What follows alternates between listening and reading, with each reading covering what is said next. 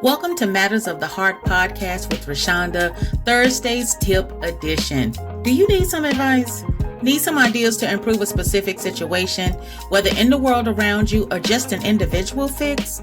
Well, that's what Thursday's Tip is all about. I don't just tell you how to do it, but I'll always offer a couple of tips on things you can do to succeed in the process.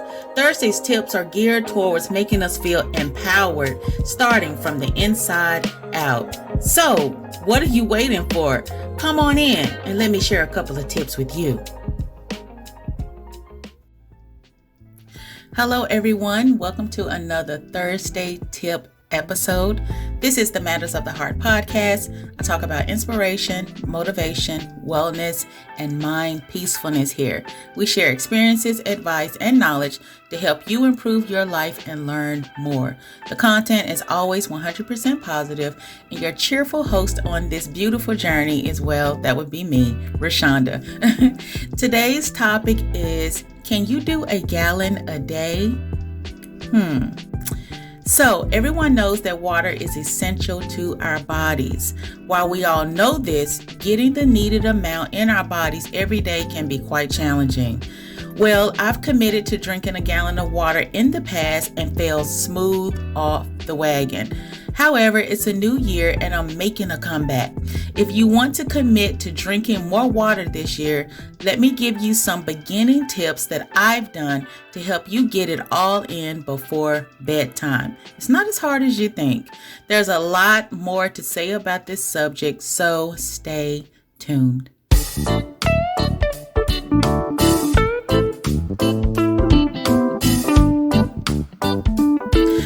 I want to say that I'm no expert on this subject.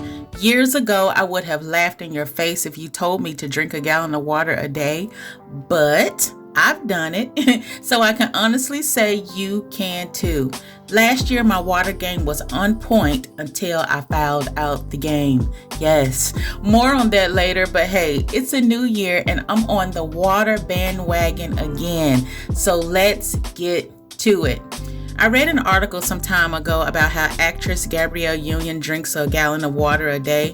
I began to think, how in the world does she do that on her very hectic yet busy schedule? However, if she started the way I did, I can see how it would be possible. Not just for her, but for anyone. You just have to be a little creative with it. Plus, do you know that water has a lot to do with your lab results? Yes. Keep listening. I'll share my story on that later.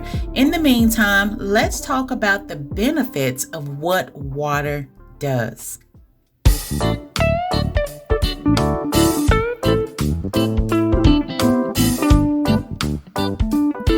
First, not that you probably don't already know or have heard, let me give you just a little background on water and its benefits of drinking it, especially in the morning. Number one, water helps balance your lymph nodes. These much needed glands help us balance our body fluids and help fight off infection. Number two, do you have skin problems? While a dermatologist can help us figure out some things going on with problematic skin, drinking a gallon of water a day can help purge toxins from the blood, which keeps our skin glowing and clear. Number three, need to drop some extra pounds? I think we all do, okay? Amen over here. Water can help. Did you know that drinking at least 16 ounces of water first thing in the morning can boost your metabolism by 24%? And it also helps move your number twos as well, okay? Number four, drinking water consistently helps increase the production of new blood and muscle cells.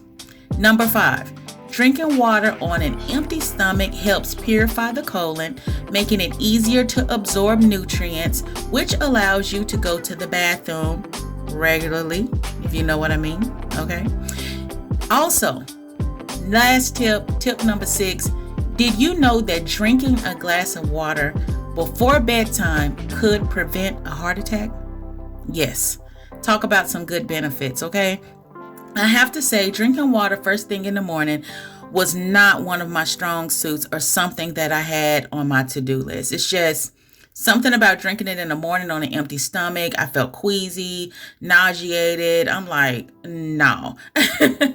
But I actually try to drink 17 ounces of water in the morning before putting anything into my body. So I kind of got myself used to it. Still, after reading the benefits of what just a 17-ounce bottle of water does to your body, I thought I'd give it a try, and let me tell you, it was a life changer for me.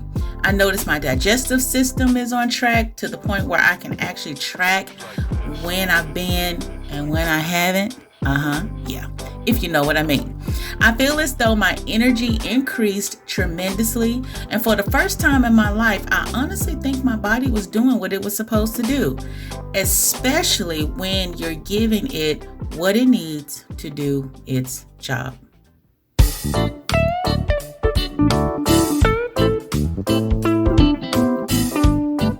Now, let me tell you, some people say you're supposed to drink half your body weight in water a day. At the same time, I've heard other people state that you're supposed to drink an ounce of water for every pound that you weigh. Personally, I think that's too much water. It could lead to water poisoning because there is such a thing as drinking too much water, believe it or not. Let's just say I prefer to do half my body weight in water and call it a day. Now, I know you must be thinking, how do you drink a gallon of water a day in this busy world we all live in, right? Well, my secret was this, and I say it was because I do something totally different now, which I'll talk about later. However, I started off using a 20-ounce blender bottle. Yes, the one blender bottle you do your smoothies in. I just started small. And so when you fill it all the way up to the top, it gave you about 25 ounces. And my goal was to drink 128 ounces a day. And my breakdown of the day was something like I would drink 20 ounces. First, I would have my water in the morning. Then I would drink 20 ounces 10 minutes after breakfast, lunch, and dinner. Then I would drink another 20 ounces every 2 hours later after breakfast, lunch, and dinner. So if my lunch was at 1:30 p.m., I'd drink 20 ounces 10 minutes after that, and again at 3:30 p.m. And I would drink the rest before bedtime, possibly before 8 p.m., no later than 9 p.m., so I'm not up and down all night long, which is a major downfall to all this water drinking. And that's the fact of having to go to the bathroom for what seems like every 15 minutes. So if I know I have a meeting or will be extremely busy during the day and unable to go to the bathroom every second, then I slow down on the water drinking, okay? I don't always get in the 128 ounces because let's face it, I can't get up every 15 seconds. I can't leave a meeting every 10 seconds, going to the bathroom. So the water drinking will kind of slow down a little bit. So if I wasn't able to get into 128 ounces, a lot of times I would just get in 80 ounces of water. It's not about, the goal is to get, to fulfill the water goal every day, okay? But there's going to be some times where you're not able to do that. You have a really busy day and you were only able to get in 15 or 50 ounces or whatever. So you do what's best for you and your world and what's going on in it. So another thing I do, because the taste of water can get boring on most days, I'll cut up some lemon or add a sugar packet to it, especially if I'm having a hard time getting through the gallon. My favorite sugar packet is Peach Mango, which is a great value brand. And it's only 10 calories for the whole pack. And this helps me get through those challenging days of chugging the gallon. And it helps. I only use the packets as a motivator though. I didn't want to depend on them to get me through each gallon of water, as the goal is to drink the plain water, which in the long run is more beneficial.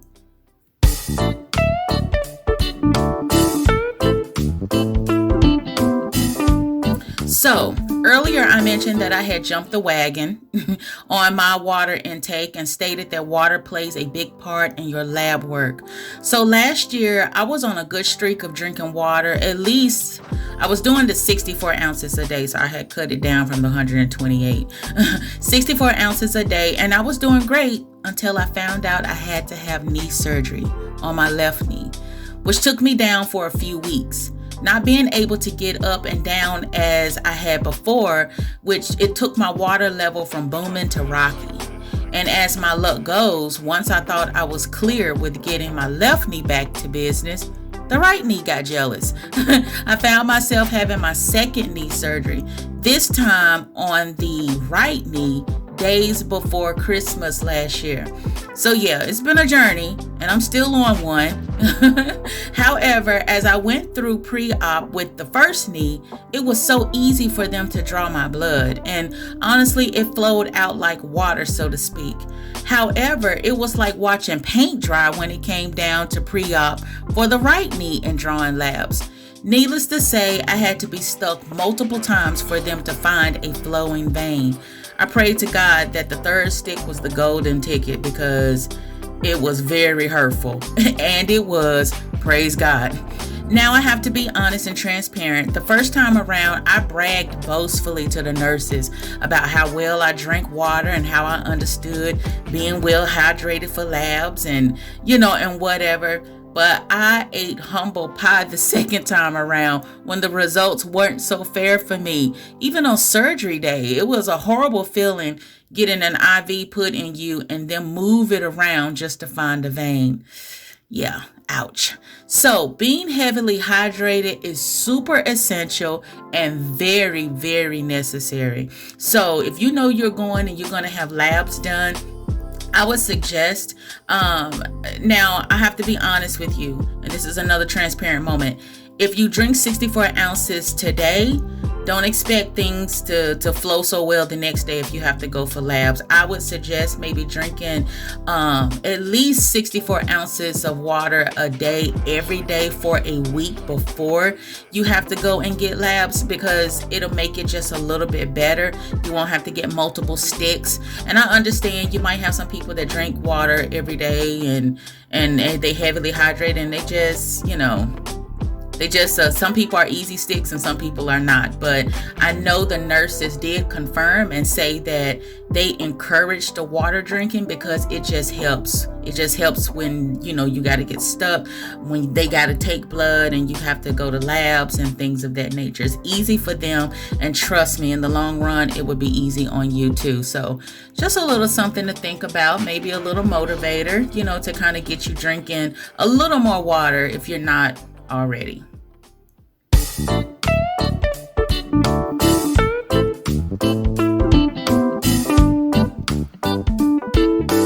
If you decide to do a gallon a day, it's totally up to you how creative you want to be in getting your body and mind tricked into drinking it every day.